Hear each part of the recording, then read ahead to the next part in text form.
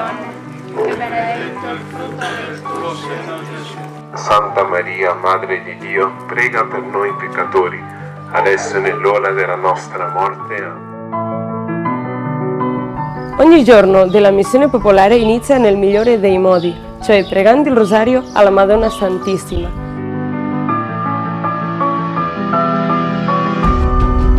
Questo perché la devozione a Maria deve caratterizzare ogni cristiano, in particolare noi, famiglia religiosa del Verbo incarnato, che ci consacriamo a lei con un quarto voto di schiavitù mariana.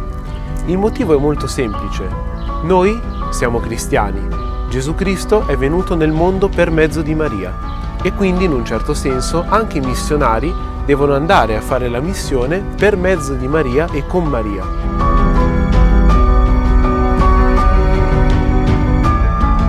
Così che con il Rosario dell'Aurora noi chiediamo alla Madonna tutte le grazie e tutte le forze di cui abbiamo bisogno affinché la missione popolare dia il massimo frutto di santità e di vera conversione per tutte quelle persone che partecipano alla missione popolare.